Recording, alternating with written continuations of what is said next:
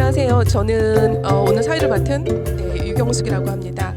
오늘 우수명 교수님 모시고 지금 그림으로 쉽게 읽는 다문화 인문학 이야기 들어볼 건데요. 이 책을 집필하시게 되신 배경과 그다음에 이 책을 읽는 독자들로부터 어떤 기대를 조금 하고 싶으신지 말씀해 주시면 감사하겠습니다.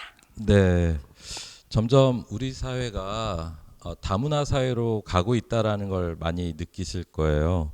특히 이제 뭐 K-팝부터 시작해서 K-드라마 전 세계 되면서 많은 분들이 한국을 더 많이 찾아오고 또 더 많은 사람들이 한국에 살게 되고 있습니다. 근데 우리가 보통 다문화라고 하면 외국 음식, 외국 옷차림, 외국 모양만 이제 다른 모양만을 다문화라고 생각하는 경우가 상당히 많이 있거든요.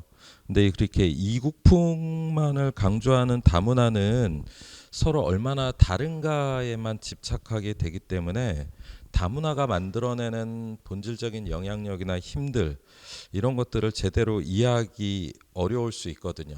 그리고 공존을 위한 다문화를 위해서는 그 다문화가 갖고 있는 문화적 힘, 그 안에 담겨져 있는 관계들을 이해해야지 됩니다.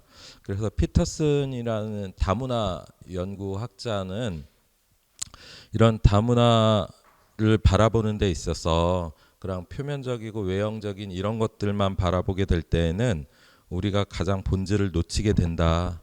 더군다나 한국 사회에서는 다문화에 대한 혐오가 점점 커지고 있거든요. 그래서 이런 다문화의 혐오나 그런 문제들을 바라보게 되면은 그 이면에 그런 혐오를 의도적으로 부추기는 사람들이 있거든요. 그러다 보니까 다문화에 대한 편견과 잘못된 차별 의식을 갖게 되는 경우가 많고, 그래서 이런 이국풍을 넘어서는 문화를 바라보는 문화적 감수성을 키우는 것이 무엇보다 중요하다. 그런 목적을 가지고 이 책을 시작하게 되었습니다. 네, 그러면 이 책을 조금 더 자세하게 한번 네. 들어가 보면 좋을 것 같습니다. 네네. 자, 그림으로 쉽게 읽는 다문화 인문학, 이거는 다문화 이해를 위한 아동 청소년 안내서로 준비를 했습니다. 근데 하다 보니까 이게 또 그 학자 본능이라 그래야 되나요? 각주로 설명을 해주고 싶은 게 너무 많아지고 있어서 그 각주들을 달다 보니까 이런 내용들은 또 성인을 위해서도 좀 필요한 내용이 되지 않을까라는 생각이 들었습니다. 문화적 접근을 하는 데 있어서 문화를 어떻게 바라볼 것이냐가 사실 굉장히 중요한 문제이거든요. 그래서 피터슨은 우리가 눈으로 보여지는 많은 것들이 실제 우리의 문화를 제대로 반영하지 못하고 있다. 그래서 이게 빙산을 그린 건데 제가 좀 빙산처럼 그리지 못해서 미안합니다만 우리가 눈에 보이는 요소 이외에 수많은 요소들이 담겨져 있어요. 근데 이렇게 설명하면 잘 이해가 안 가니까 두 개의 그림으로 좀 비교를 해보겠습니다. 보통 아프리카 하면 뭐가 떠오르시나요? 사실 아프리카라는 것은 거대한 대륙이죠. 우리나라를 지칭할 때 대한민국이나 한국이라 그러지 아시아라 그러지는 않거든요. 근데 우리는 특별히 아프리카를 거대한 대륙이고 수많은 나라가 살고 있는데도 아프리카의 어느 나라에 살고 있으면 그 나라가 아니라 그냥 아프리카 이런 식으로 많이 불러요. 되게 집단화되어 있는. 그리고 많은 사람들이 아프리카를 생각할 때에는 왼쪽에 빈곤 포르노라고도 하죠. 아이들이 불쌍하고 이렇게 잘못된 모습들만을 굉장히 부각을 시킵니다. 그렇지만 아프리카의 많은 도시들은 전 세계 패션을 선도하는 도시도 있고요. 굉장히 과학기술이 앞선 도시들도 있고 굉장히 거대한 대도시들도 많이 있거든요. 근데 그런 것들을 제대로 보지 못하고 아프리카 하면 불쌍해 이런 것들이 우리를 많이 지배하고 있죠. 오른쪽에 있는 사진하고 왼쪽에 있는 사진의 아이들의 모습을 비교해 보면 똑같은 아프리카 아이들인가 이런 느낌이 들 정도로 굉장히 좀 다른 느낌이 드실 수 있을 거예요. 그 이유 중에 하나는 우리가 평상시 가졌던 아프리카라는 거에 대한 이미지, 생각들 이런 것들이 얼마큼 편협하게 자리 잡아 있는가를 보여주는 거죠. 근데 아프리카 아이들을 불쌍한 아이들이라고 생각하게 되면은 여기에는 두 가지가 나타납니다. 이 빈곤 포르노가 갖고 있는 문제인데요. 하나는 굉장히 지나친 연민이 생기고 또 하나는 굉장히 지나친 혐오가 발생이 된다라는 거죠. 연민이 생기든 혐오가 생기든 그거는 인간에게 굉장히 불편한 감정일 수밖에 없어요. 그래서 공리주의자들은 거리의 거지를 전부 다 없애서 수용소에 다 가둬야 된다. 영국에 굉장히 그 빈민들이 넘쳐나던 때가 있었죠. 장원 경제가 영주들의 탐욕으로 울타리가 쳐져 있는 엔클로저를 통해서 많은 농노들이 쫓겨나게 되었고, 그런 쫓겨난 농노들은 어쩔 수 없이 거리의 노숙자가 됐는데, 그런 것들을 보기에 불편하다. 왜냐하면 최대 다수의 최대 행복이 가장 중요한 가치인데 이렇게 누구를 봤을 때 불쌍한 마음을 느껴도 내가 불편해지고 혐오스러운 감정을 느껴도 내가 불쌍해진다. 바로 그런 것들 때문에 이런 걸 없애버리는 것이 더 좋은 사회가 될 것이다. 사실 이런 주장들은 그 뒤에 우생학적인 또 히틀러의 인정청소, 지금의 많은 인종차별에 아주 연결이 되는 근원적인 요소들하고 마찬가지로 연결되어 있습니다. 오른쪽에 있는 거는 세이브 더 칠드런에서 하고 있는 염소 보내기 운동이거든요. 아프리카 아이들의 모습이 굉장히 밝고 건강한 이미지를 이렇게 보여주는 것을 느낄 수가 있습니다. 이렇게 밝고 건강한 모습이 아프리카의 또 다른 모습이라는 걸 보여주는, 굉장히 저는 이 사진을 좋아하는데 한 장애인 복지관에서 지금은 은퇴하신 분인데 물리치료실이라는 간판을, 물리치료사가 있고 물리치료 기계가 있는 그 방의 이름을 운동기능 강화실로 이렇게 바꾸신 관장님이 계셨어요. 그래서 저는 그 간판을 보고 되게 기분 좋은 충격을 받았습니다.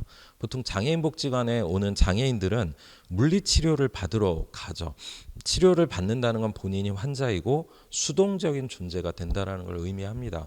반면에 운동기능 강화실이라고 했을 때에는 내가 나의 운동 능력을 키우러 가는 것이고, 그것이 또 내가 주도하는 것이 되는 거죠. 장애인을 바라보는 시각의 차이들이 굉장히 크게 달라져 있습니다.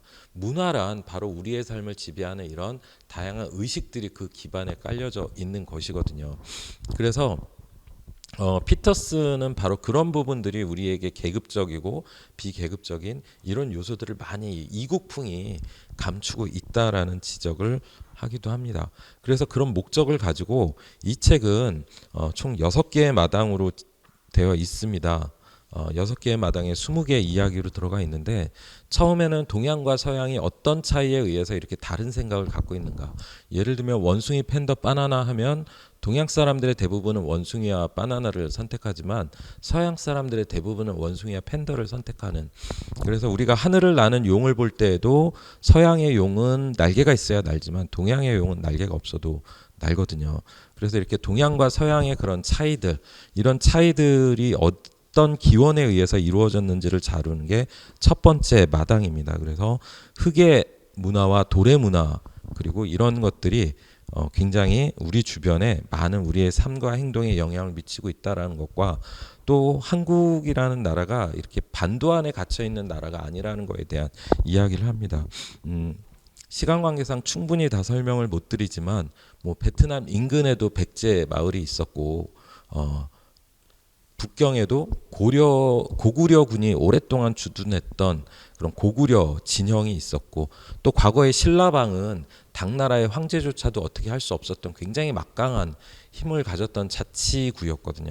그래서 이런 수많은 한국의 외국으로 나갔던 녀석, 그리고 외국의 수많은 사람들이 우리나라에 왔던 그런 기록들은 굉장히 많습니다. 예를 들면 거덕도에서 발견된 유골에서 7,000년 전의 사람인데 독일 계열의 DNA를 가지고 있는 유럽인들이 발견된 거나, 또 가야국, 신라 이전에 있었던 가야국의 김수로 왕이 1대 왕인데 그 부인이 허왕옥이라는 인도 아유타에서 오신 공주님이거든요. 그러니까 그 당시에 이렇게 국제 결혼이 있었다라는 것 정도로 전 세계가 사실은 우리가 아는 것 이상으로 활발하게 연결이 되어 있다. 그리고 이런 것들이 앞으로의 디지털 사회에서는 훨씬 더 확장이 될 것인데, 우리가 한민족이기 때문에 다문화 차별이 심하다라고 주장하는 글을 굉장히 많이 볼 수 있습니다.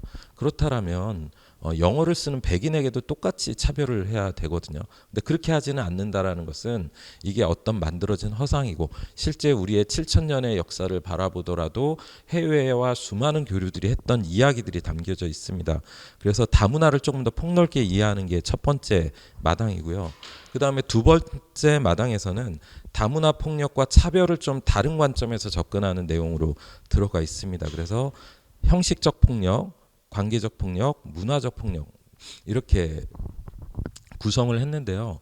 우리가 이렇게 한글을 쓰고 현재 그 K 한류를 전 세계에 펼치는데 저는 한국어, 한글이 절대적으로 기여했다고 생각을 합니다. 그렇지만 이 한글이 일제 강점기 시대에 일본 제국주의에 의해서 강제로 사용하지 못하고 한글을 쓰게 되면 그 감옥에 가서 또는 고문을 받거나 이런 일들이 있었던 시기가 있었거든요. 그럼에도 불구하고 이 한글을 지켜냈던 우리 선조의 이야기를 통해서 지금도 우리나라는 외국인이 왔을 때 그 사람의 종교와 상관없이 돼지고기를 강요하고 우리의 방식을 강요하는 이런 것들이 다문화에 형식적으로 남아있는 그런 폭력적 요소들이다. 이게 그 정신을 말살할 수 있고 엄청난 폭력이 될 수 있다라는 걸 이야기합니다. 그 다음에 두 번째는 관계적 폭력이죠. 제가 장자를 굉장히 좋아합니다. 거기에 노나라 왕의 이야기가 나오는데 굉장히 아름다운 새가 날아와서 앉은 거를 왕이 데려다가 최고의 악사와 최고의 요리사를 대동해서 대접을 했지만 새는 3일 만에 슬피 울고 죽었다. 죽은 이유가 뭐냐? 왕은 왕의 방식으로 새를 키우려고 했다. 새를 키우기 위해서는 새의 방식으로 키워야 하는데 그런 감수성이 떨어진 거죠. 그래서 이런 관계 속에서 우리가 만들어내는 폭력들이 굉장히 많습니다. 그 문제를 지적하면서 문화적 폭력에 대한 이야기를 합니다. 다문화 가족, 글로벌 가족 굉장히 다른 느낌이지만 본질적으로 같거든요. 그리고 미등록 외국인과 불법 체류자, 똑같은 사람을 볼 때 미등록 외국인으로 인식하느냐 불법 체류자로 인식하느냐에 따라서 사람들의 태도들은 굉장히 달라지게 됩니다. 아까 물리치료실과 운동기능 강화실과 그런 현상들이죠. 그래서 그런 것들을 좀 비틀어 보는 내용이 두 번째 마당에 들어가 있고요. 세 번째 마당에서는 이러한 다문화 차별을 의도적으로 강화시키는 우리 사회에 보이지 않는 거대한 힘들이 있습니다. 그래서 우리는 옛날에 혹시 등골 브레이커라고 기억나시나요? 노스페이스가 막 근데 이거는 가난한 지역에서 엄청나게 유행했던 일이었어요. 강남 3구에서는 노스페이스를 아예 입지 않습니다. 왜냐하면 더 비싼 몽벨이나 뭐 200만 원짜리 입는데 60만 원이냐 90만 원이냐 막 계급도 나누고 막 이런 것들은 가난한 구 상대적으로 저소득층에서 굉장히 이슈가 됐던 문제지 부자 동네에서는 애초에 그것보다 훨씬 더 레벨이 높은 옷을 입고 있기 때문에 등골 브레이커라는 말이 나오지 않았거든요. 이거는 뭐냐면 사람들 사이의 그런 혐오와 차별에 대해서는 훨씬 더 상대적으로 열악한 사람 이런 사람들이 더 많이 우리 사회에 영향을 많이 받는다라는 거죠. 세상을 지배하는 굉장히 큰 프레임들이 많이 있습니다. 문화를 차별하는 데 있어서 만드는 것 중에 하나가 바로 이런 세상을 지배하는 프레임들이거든요. 근데 이 프레임은 다 아시다시피 그 히틀러의 그 괴벨스라고 히틀러를 만드는데 1등 공신이었던 괴벨스가 거짓말도 100번 하면 진실이 된다. 그러니까 진실을 호도하기 위한 거짓 히틀러를 왕신처럼 만들고 그 게르만 민족의 위대성을 강조하면서 세계대전을 통해서 엄청나게 끔찍한 일을 저질렀던 사람들도 그게 어떻게 해서 사람들의 그 마음을 움직이게 됐느냐. 그래서 지금 독일 교육에서 굉장히 중요한 교육 중에 하나가 비판 교육이거든요. 그래서 그런 비판 교육에 대한 내용을 좀 담고 있고요. 그 다음에 착한 듯 차별하는 문화 프레임들이 우리 주변에 굉장히 많습니다. 과거에 공익 광고에서 이웃집의 다문화 가정 어머니의 학교 알림장을 읽어주는 옆집 친절한 한국 아줌마의 영상이 나왔던 적이 있었거든요. 근데 많은 제가 알고 있는 그 필리핀 어머니들이 그 영상을 보고 굉장히 화를 내셨어요. 도대체 얼마나 무식하면 애가 초등학교 갈 때까지 한국에 살았는데 한글도 못 읽냐. 저거는 있을 수 없다. 애가 초등학교 다닐 정도면 적어도 10년은 한국에 살았는데 알림장도 못 읽는다는 거에 대한 분노를 이렇게 막 표현하셨던 게 있거든요. 그러니까 우리는 자꾸 다문화를 그런 식으로 굉장히 가치 절하하고 낮은 존재로 평가하고 그러니까 자꾸 도와줘야 돼라는 생각을 갖는데 노멀라이제이션 이론을 정착 구성한 개념을 제안한 울펜스버그라는 독일계 미국인 심리학자가 있죠. 장애인 정상화 운동, IL 운동이나 이런 데 굉장히 큰 영향을 미쳤던 울펜스버그는 장애인의 차별이 해결되지 않는 이유가 바로 이런 문화적 이미지에 의해서다. 장애인 그럼 무슨 생각이 드냐? 불쌍해. 도와줘야 돼. 근데 장애인이 아닌 사람을 보면 어떤 생각이 들어요? 아무런 생각이 안 든다. 그럼 왜 장애인은 불쌍하고 도와줘야 될 존재로 인식하느냐? 그 자체가 장애인은 우리랑 다른 존재라는 인식을 사람들에게 갖게 한다. 바로 그런 내용들을 좀 다양한 사례를 통해서 담아냈고요. 그 다음에 이제 네 번째 마당은 우리를 위한 다문화입니다. 다문화라는 게 다양한 형태로 우리에게 영향을 미치죠. 예를 들면 저는 적정 기술이라는 거를 굉장히 좋아합니다. 아프리카에 경제적으로 어려운 거는 분명히 어려운 게 맞거든요. 그렇지만 그런 것들로 인해 발생하는 여러 문제들을 해결하기 위한 적정 기술을 통해서 큐드럼이나 카우, 솔라카우나 또 아이들 인큐베이터에 들어가야 되는 아이들이 필요하지만 전기를 구할 수 없는 지역에서 인큐베이터 대용으로 쓸 수 있는 베이비 보온팩 이런 것들은 적은 비용으로 수많은 아이들의 생명을 살리거나 많은 아이들을 학교로 오게 만드는 힘이 되거든요. 그런 내용들을 자세히 다루면서 세상을 돕는 다문화 이런 것들이 우리한테 필요한데 이런 걸 만드는 힘이 뭐냐? 바로 거기에는 보편적 복지와 공동체가 굉장히 중요하다. 특히 이런 것들을 만드는 힘이 뭐냐면 저는 푸마시와 그 이리오노라 문화라고 부릅니다. 김삿갓 다 아시죠? 굉장히 유명합니다. 근데 김삿갓이 전국을 방방곡곡 돌아다니는데 어떻게 굶어 죽지 않고 살 수 있었을까? 그거는 한국에서의 이리오너라 문화다. 그래서 이리오너라 하면 먹여주고 재워주는 거 다 아시잖아요. 산골에 과부 혼자 사는데도 나그네가 가서 재워주세요 그러면 재워주는 문화, 밥 차려주는 문화. 바로 그런 공동체의 문화가 우리 안에 굉장히 크게 담겨져 있는 거죠. 그게 지금의 우리 국민 의료보험, 전국민 건강보험하고도 굉장히 밀접한 관련이 있습니다. 건강보험은 월급을 많이 받으면 많이 내고 적게 받으면 적게 내지만 둘이 만약에 같은 의사에게 간다면 같은 비용만 나중에 지불을 하게 됩니다. 능력에 따라 기여하고 필요에 따라 분배한다라는 그런 가치를 가장 잘 지키고 있는 게 건강보험이죠. 그런데 이 건강보험에서의 핵심은 부자들도 나 많이 내도 괜찮아라는 그런 우리 공동체를 위해서 내가 그 정도는 할 수 있어. 노블리스 오블리주야라는 인식을 갖고 있을 때 이게 유지가 되는 거거든요. 북유럽은 그 부분에 성공했고 미국은 그 부분에서 실패했다고 저는 생각을 합니다. 우리도 이제 그 기로에 서 있죠. 특정 정당이 집권을 하면 자꾸 의료 선진하니 의료 과학하니 이러면서 민영화를 하려고 하는 이유는 자기들이 내는 부담도 있지만 더 크게는 이 의료를 자기들이 독점했을 때 오는 거대한 이익을 국민이 지금은 다 나눠 갖고 있는데 그걸 자기들의 탐욕으로 혼자 다 가져가려고 하는 그런 욕심이 그 안에 담겨져 있는 거죠. 그리고 이제 환경에 대한 요소도 굉장히 중요합니다. 중국의 모 지도자가 저 참새들은 해로운 새다 이 한마디에 전국에 있는 중국의 모든 참새들을 잡으려고 했었고 그 결과로 벌레들이 창궐하고 홍수가 나고 거의 공식적으로는 2,500만 비공식적으로는 6천만 명이 죽었다라는 그 대기근이 벌어지게 되거든요. 우리가 자연을 무시했을 때 나타나는 그 문제는 다문화의 공존에도 굉장히 밀접한 관련이 있다는 내용을 다룹니다. 그 다음에 다섯째 마당에는 인권과 감수성을 다룹니다. 사실 우리가 참여를 통해서 차별을 바꿔가는 노력들을 많이 하죠. 여기에서도 책마을이나 세바사나 그런 노력들을 정말 많이 하고 있는 부분에서 굉장히 존경스럽습니다. 사실 우리의 삶을 돌아보면 민주주의는 피를 먹고 자란다고 얘기를 합니다. 그만큼 사람을 위한 제도 그런 걸 만들어내기가 어려웠고 계급시대의 관점, 신화시대의 그런 왕은 신이라는 그런 문화가 여전히 뿌리를 내리고 있기 때문에 지금도 많은 국민을 개돼지로 보는 사회 엘리트들이 존재하는 것들은 우리 사회의 차별이 이만큼 뿌리내리고 있는 거고 그걸 바꾸기 위해서는 결국 인권과 인권을 통한 다문화를 바라보는 생각들이 필요한 거죠. 그래서 잘못된 제도는 잘못된 제도라고 외칠 수 있는 용기가 필요합니다. 잘못된 걸 잘못됐다고 얘기했을 때 그런 사람들을 지지하고 응원했을 때 바로 이런 것들의 변화가 만들어가는 것이죠. 그거에 대한 내용들을 다루면서 이거를 지키는 굉장히 큰 힘이 저는 보편적 복지라고 생각을 합니다. 학교 폭력하고 무상급식은 무슨 관계가 있을까요? 미국이 캘리포니아주를 비롯해서 많은 주들이 2021년, 22년에 주 법으로 무상급식을 도입을 하기 시작을 했습니다. 거기에 큰 영향을 미친 논문이 바로 이 무상급식이 아이들의 잘못된 행동에 얼마나 영향을 미쳤는가를 연구한 우리나라의 사례 연구거든요.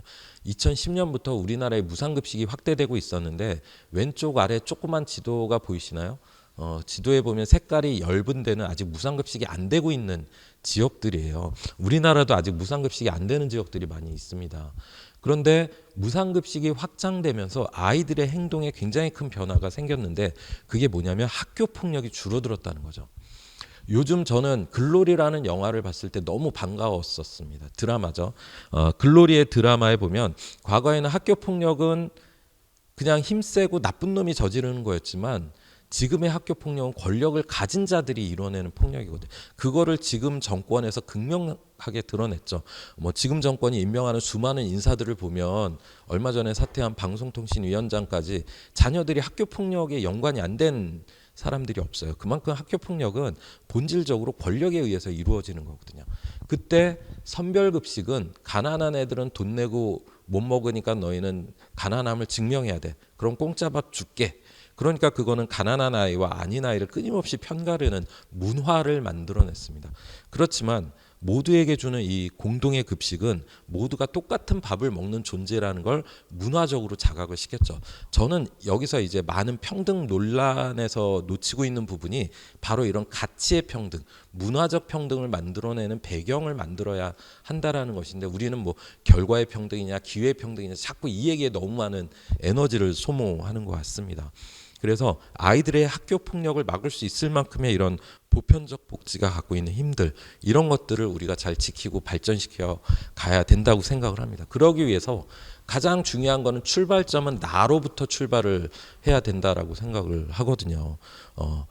왜냐하면 내가 바른 가치, 내가 바로 서지 않으면 의존적인 존재가 될 수밖에 없고 그럼 건강한 사회를 만드는 것은 불가능하다고 생각을 합니다. 그래서 나의 강점을 찾는 거.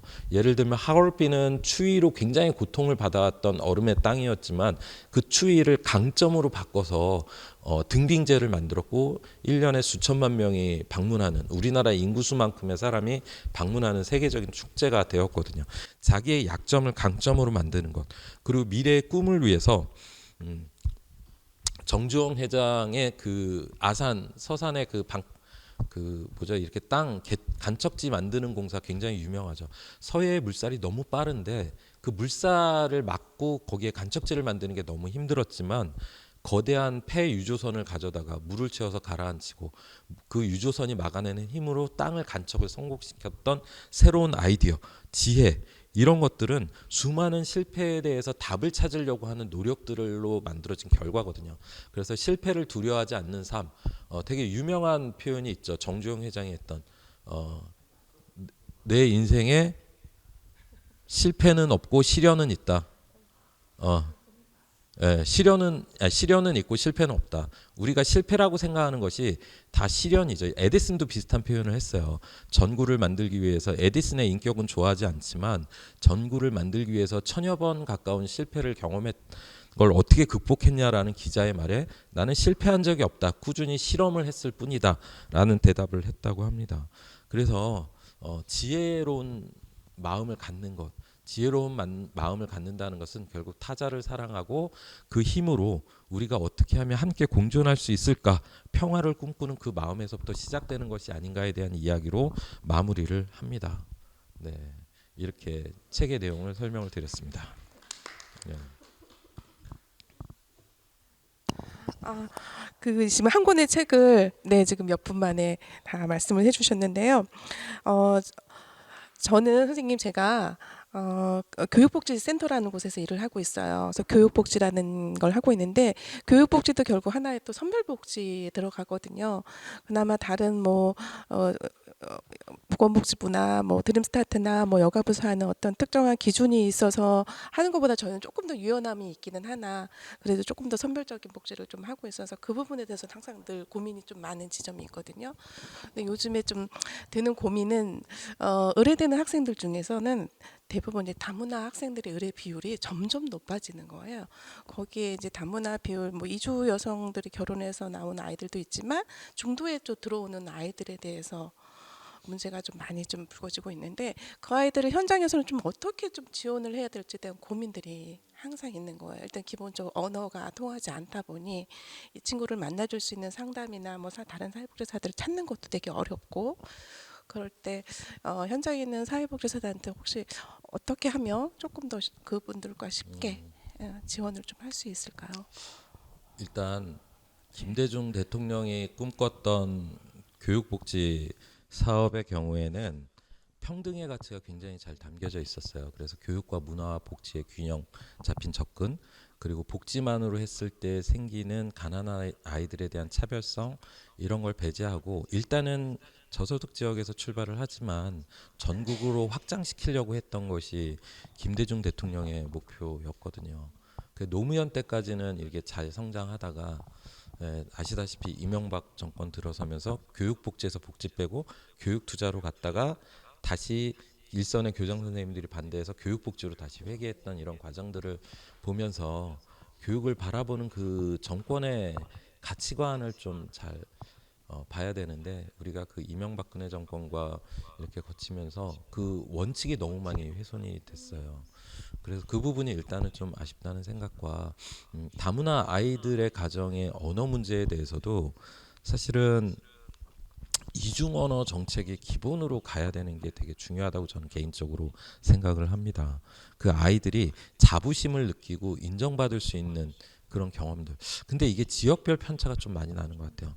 도시나 아니면 인근에 살고 있는 아이들 같은 경우에는 사실 다문화적 차별이 굉장히 해소된 지역도 상당히 많이 있거든요.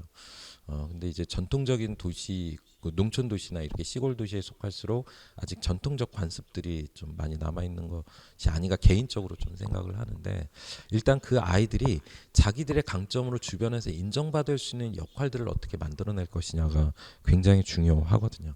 그래서 그 6째 마당에 있는 아이들의 강점을 발굴해서 그걸 가지고 다른 아이들에게 선하게 영향력을 미칠 수 있는 방법이 뭘까, 그런 의미들을 찾아내면 그 개인의 변화를 굉장히 크게 만들어낼 수 있다고 생각을 하거든요. 예를 들면 이건 어르신 얘기긴 하지만 시흥에 있는 한 복지관에서 어르신 중에 바느질을 굉장히 잘하시는 분이 계셨어요.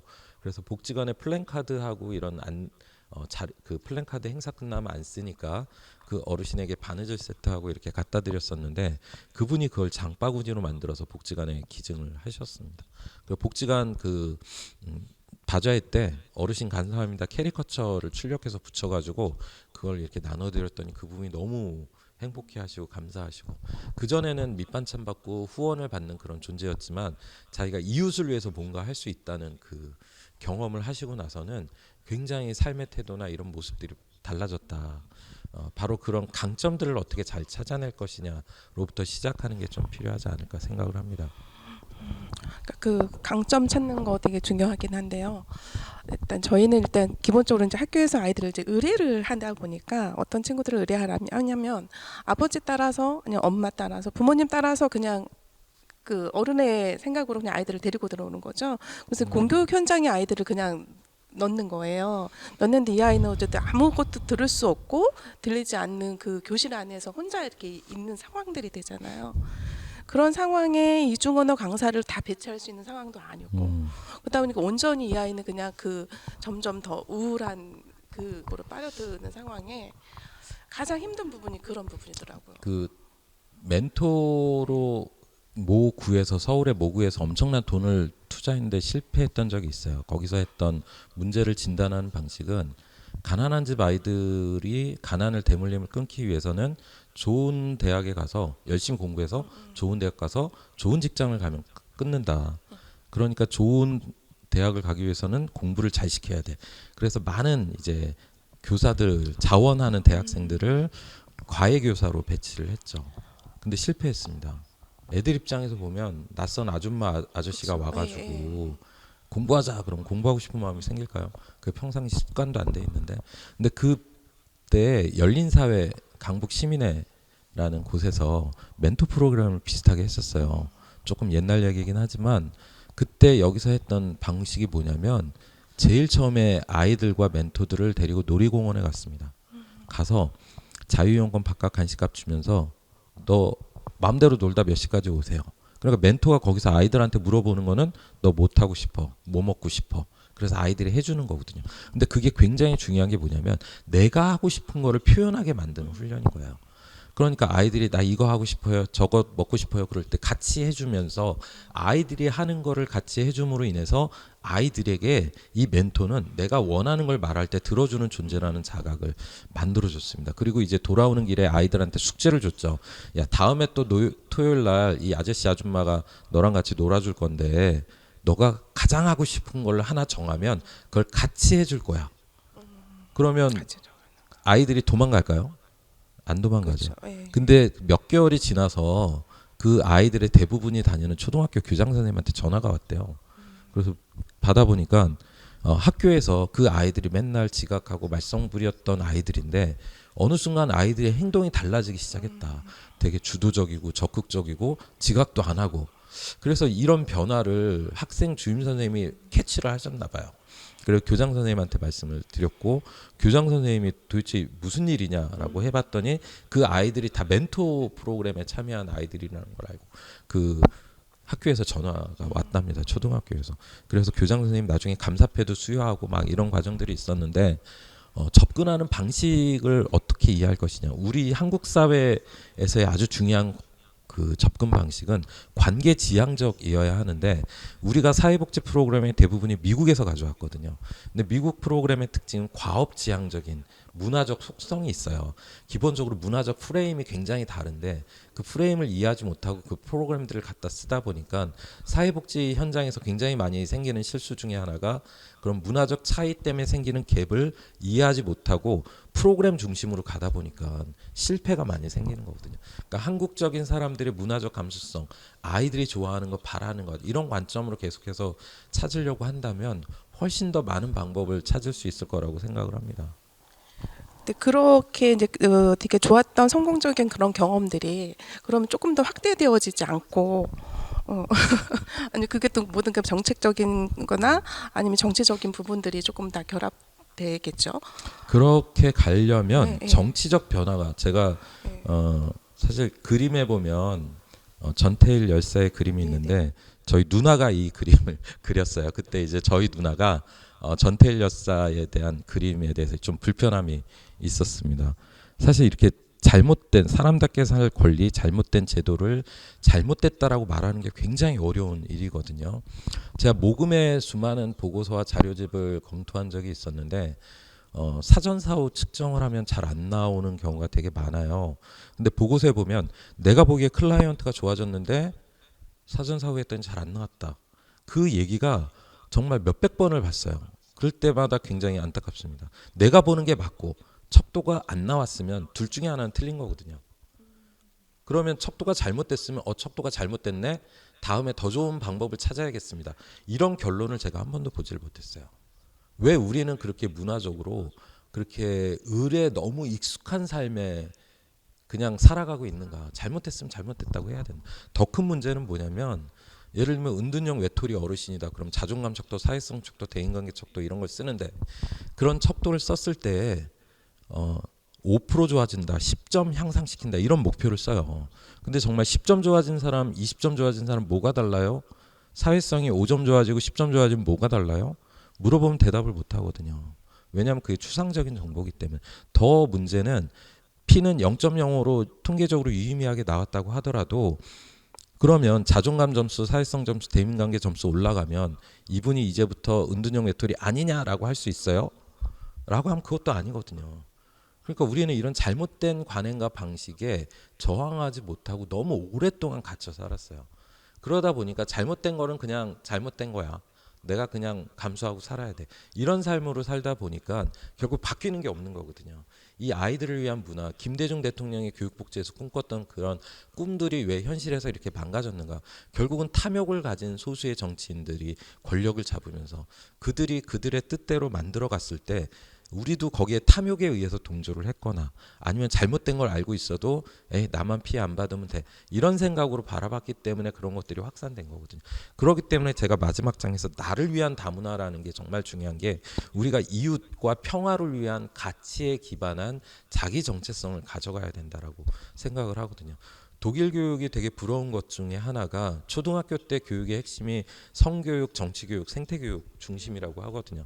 그래서 비판의 교육을 통해서 그 과거에 자기들이 저질렀던 끔찍한 죄를 다시 반복하지 않으려고 하는 노력인데 그 방법으로 성교육을 하는 이유는 성적으로 자기는 잘못이 없고 건강하게 자기 자아를 바라보는 훈련을 하고 그 다음에 정치교육을 통해서 잘못된 사회적 제도와 잘못된 사회적 방향에 대해서 목소리를 높여서 해결하려는 노력을 참여하고 또 생태적 조화를 꿈꾸는 그런 도전을 후세들을 위한 그런 것들을 초등학교 아이들한테도 굉장히 많이 가르친다고 하거든요. 그래서 독일의 택시 기사들이 제일 무서워하는 게 초등학교 아이들이 집회하러 나올 때 다 막혀버리니까 바로 그런 것들의 변화들을 이제 하나씩 하나씩 만들어 가야죠. 우리는 아직까지 걔네들처럼 200년, 300년 가까운 그런 민주주의 발전의 역사가 없었기 때문에 아직 이런 것들이 충분히 확산되지 못한 부분이 있어서 이제부터 이런 걸 만들어 가야 되는 거죠. 제가 이 책을 쓴 목적 중에 하나도 바로 그런 프로파간다들을 제대로 바라보고 비판하고 문제의식을 갖기 위해서 이 책을 쓴 거라고 말씀을 드립니다. 네. 그래서 제가 요즘에 가장 많이 하는 고민이 지금 이 시대에 나는 무엇을 해야 될까라는 고민을 되게 많이 하고 있거든요. 그래서 저는 막 운동하거나 이제 이런 쪽의 사람은 또 아니었기 때문에 그랬는데 이제 내가 뭔가 소리를 내야 되나? 나 한 사람 혼자 해서 이게 될까? 이런 마음들을 되게 조금 많이 갖고 있는데 오늘 말씀 듣고는 조금 더 용기가 생기는 상황이었고요. 또 요즘에 또 하나 제가 또 느낀 거는 그 이주 여성들이 이제 결혼을 해서 또 이렇게 원만한 결혼 생활을 하지 못하고 이혼하거나 이제 폭력이나 이런 거로 해서 이제 나오면서 본인들끼리 모여 사는 공동체들이 곳곳에 이제 있는 거예요.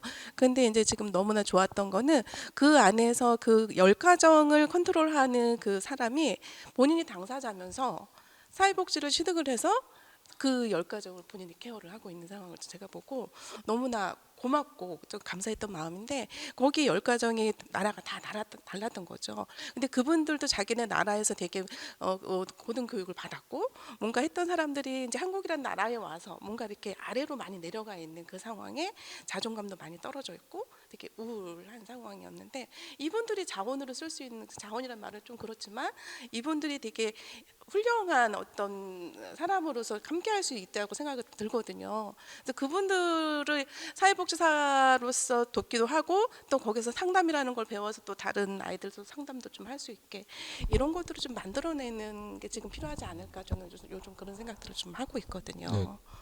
굉장히 주변에 그런 분들이 있고 네. 그걸 같이 관계를 맺어간다는 거는 굉장히 잘하시는 거라고 생각을 하는데 그 제가 옛날에 학교에서 약간 발만 살짝 학생 운동에 담갔던 적이 있었습니다. 근데 그때 많은 친구들이 떨어져 나갔던 배경은 우리가 이렇게 화염병도 던지고 학교도 점거하고 그랬는데 왜 세상은 안 바뀌어? 이러면서 이제 포기하고 떨어져 나간 사람들이 되게 많았거든요. 변화라는 거는 사실 100년, 200년 전만 해도 본인이 태어난 신분에 따라 인생이 결정되던 사회였거든요. 이렇게 바뀐 지 얼마 되지 않았어요. 그런 면에서 본다면 우리가 지금 하는 이 길은 사실 천리길이라고 볼 수가 있고요. 우리는 이제 한 50걸음, 60걸음 정도 내디딘 상황이라고 생각을 하거든요. 그래서 박노해 시인이 그랬나요?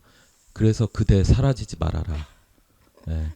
하나의 벽돌을 꾸준히 쌓고 복지국가라는 큰 집을 짓는 데 있어서 저는 제 일생에 벽돌 하나 튼튼하게 잘 올려놓으면 그게 제 일생의 제 목표라는 생각을 갖고 있습니다. 저도 천리길 중에 이제 50걸음.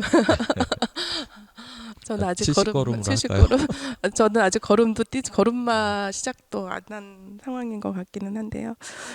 여하튼 그렇게 지역에서 그렇게 자기네 나라 사람을 아니면 다른 나라 사람을 돕는 그런 이주민에 대해서 또 감사함도 있고 또 요즘 제가 이제 최근 사례 하나 조금 말씀드리면은 결국 이제 어른들이 짜놓은 프레임 때문에 결국 아이들이 상처를 받는 경우가 되게 많은데 이 아이들이 잘 적응하다 못하니까 학교 폭력이나 아까처럼 그다음에 뭐 성폭행 이런 부분도 있고 또 마약까지 이제 결합이 되면서 결국 본국으로 추방을 당해야 되는 상황들이 아이들이 청소년들이 생기더라고요. 근데 이거를 이제 학교에서 현장에서 돕는 사회복지사는 너무너무 그 아이가 힘들어서 정말 너무 힘들어서 나 얘 추방됐으면 좋겠어라는 마음을 가졌었는데 요번에 어쩜 이 친구가 추방을 당한다는 소식을 접한 거예요. 그러니까 이 사회복지사 갑자기 무너져서 그 자리에서 너무 많이 눈물을 흘리면서 울더라는 거죠.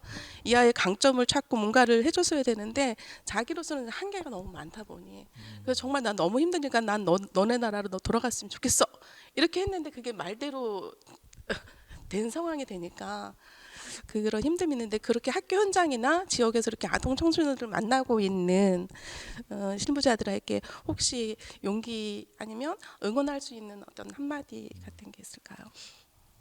일단 그런 상황들에 대해서 본인이 자책하는 것 자체가 사실은 아직 성숙이 더 필요한 부분이라고 생각을 해요.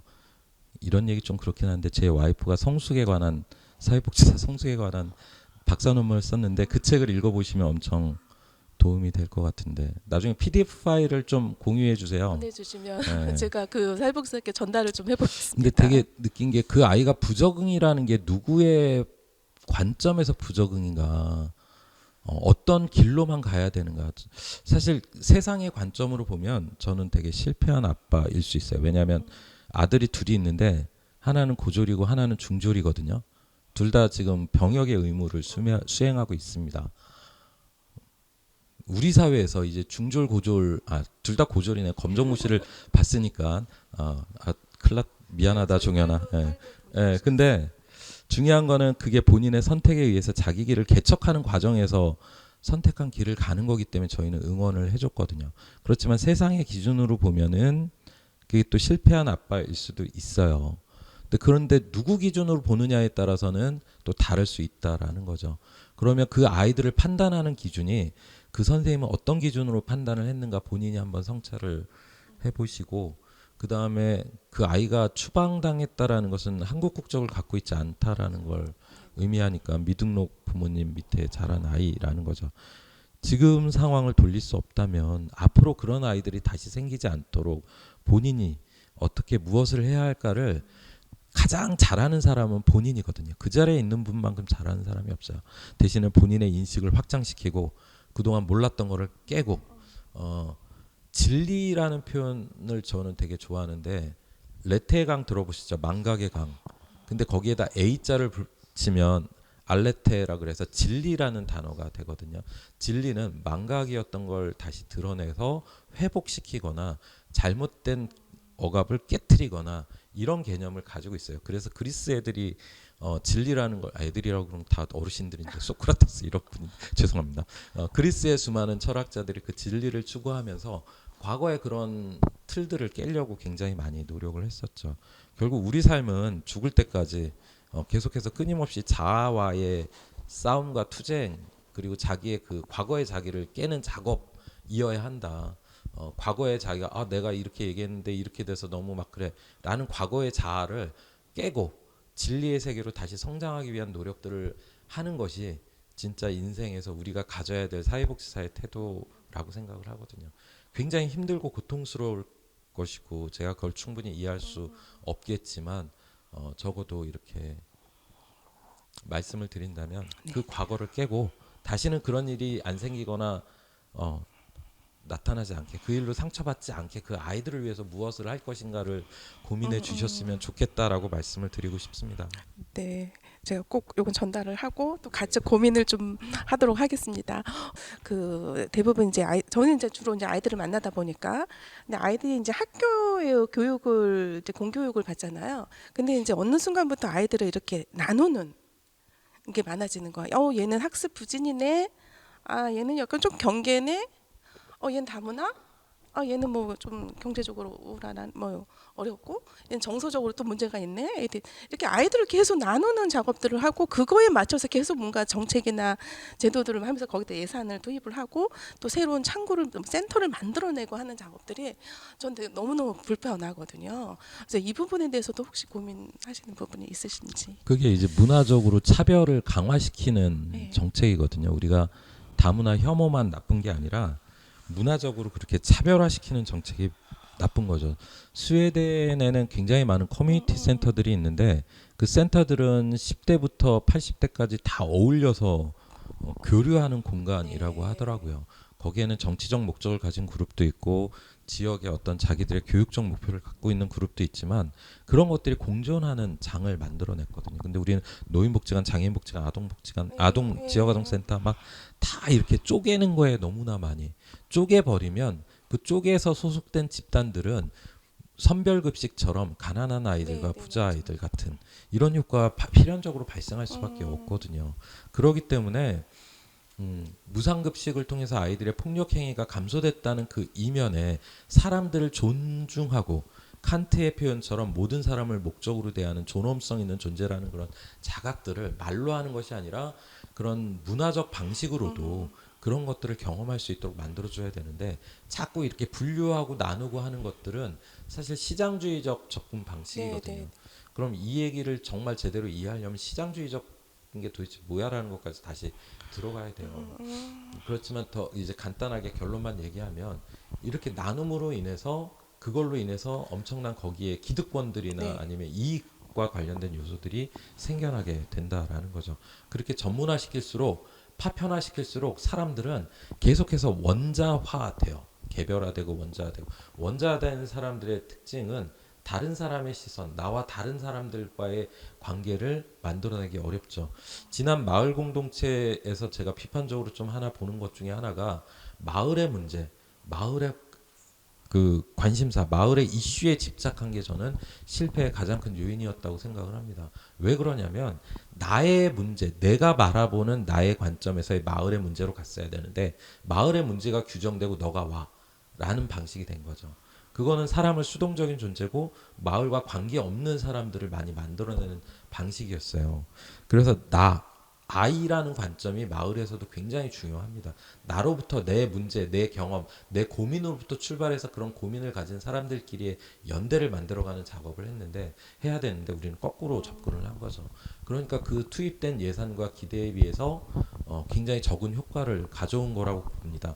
근데 이제 더 안타까운 거는 왜 오세훈 시장이나 윤석열 정부가 정권을 잡자마자 행정자치부의 마을 관련된 부서 다 없애버리고 서울의 마을 관련된 걸 다 없애버렸냐를 사람들이 그냥 이해를 잘 못하는 것 같아요. 마을이 만들어내는 그나마의 성과를 생각해 본다면 과거에 제가 시위를 갔었을 때를 보면 예를 들면 뭐 대표적으로 비교하면 이명박 때 소고기 집회랑 박근혜의 촛불 집회를 비교를 하면 이명박 때 소고기 집회는 20대가 주축이었어요. 학생들이 주축이었습니다. 근데 박근혜 때는 100만 명이 넘었죠. 과거에 비해서 막 대여섯 배가 늘어났는데 그 늘어난 사람들의 대부분이 다 다양한 연령층들이었다는 거예요.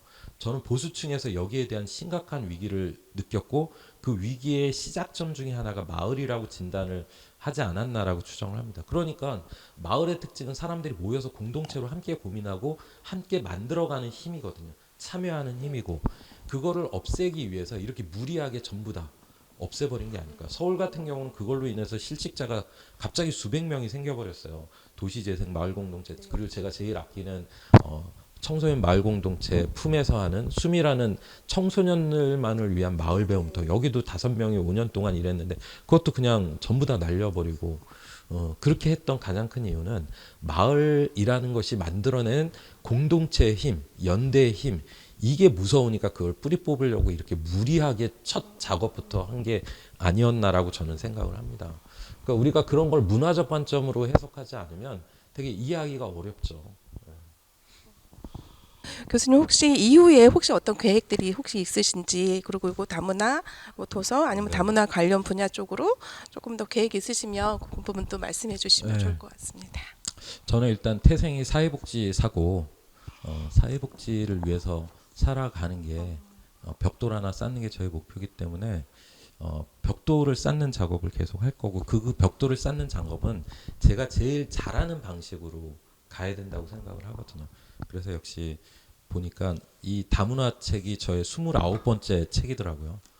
그동안 정말 많이 개정판 포함해서 정확하게 개정판 포함해서 29번째 ISBN을 받은 책입니다. 그리고 다음 달이면 30번째가 나오고요. 그리고 1, 2월 달에는 사회복지 현장에서 잘못된 문화적 관점에 의해서 왜곡되는 욕구조사나 평가조사를 조사론이나 평가론 이런 교과서가 아니라 정말 실무자 관점에서 진행하는 스텝 바이 스텝 진행할 수 있는 워크북. 그리고 다문화로는 제가 이런 다문화를 지금 키워드를 뽑고 있어요. 대립된 키워드. 예를 들면 서양은 도래 문화, 우리는 흑의 문화. 왜 그런 도자기처럼 굽는 문화고 걔네는 깎는 문화. 네네. 그런 문화적 차이가 삶에 어떤 영향을 미치는지 이런 키워드들을 뽑아보니까 한 60개 정도 대립 키워드가 나오더라고요. 그래서 그거를 한 40개 정도로 정리해서 책을 쓰는 문화를 다시 이제 조금 더 보는 이거 2 다문화 인문학 시즌 2를 준비하고 있습니다. 요거는 좀 어쨌든 내년이 가기 전에 내는 게 목표입니다. 네. 조만간에 그러면 제가 또 네. 기다리고 있겠습니다. 그리고 제가 지금 놓칠 것 같은데 꼭 질문 드리고 싶은 게 하나 있었어요.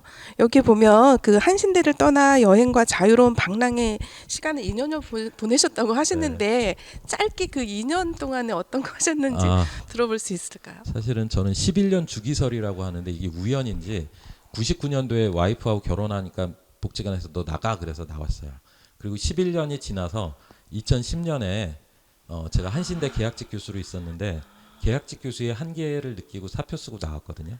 그리고 그로부터 또 11년 후인 2021년에 학교에서 잘렸습니다. 지금 소송 중이거든요. 그래서 11년 주기로 거의 2년 정도씩 그 실직 경험을 계속 반복해서 하고 있어요. 그래서 이게 그냥 루틴이다. 근데 2010년이 좀 더 특별했던 거는 제가 자발적으로 나온 거이기도 하고 그때 히말라야로 갔습니다. 3월부터 5월 초까지 히말라야에 있으면서 또 우연히 이제 심한기 선생님이라는 분하고 제가 굉장히 좋아하는 형님인데 같이 굉장히 오지를 가게 됐어요. 비행기 타고 하루 종일 차 타고 결혼해서 며칠 가야 되는 그 오지를 가게 됐고 그 과정을 쭉 경험하면서 내가 어떤 삶을 살아야 될까 41살의 나이인데 인생을 보면 절반인데 지금까지 살아왔던 절반의 삶에서 앞으로의 절반을 어떻게 살아가야 될지 고민하다가 다시 힘을 내서 대학 교수로 가야겠다. 그래서 다시 시간 강사부터 시작해서 2012년에 대림대 교수가 됐었죠. 대림대가 저희 금천구 옆에 네. 네, 있고 또 네. 심한기 선생님이 금천에 아마 연고지가 조금 뭔가 있으실 거예요. 그래서 저희도 몇 번 강의를 네네. 들었던 적이 있어서 되게 반가웠고요.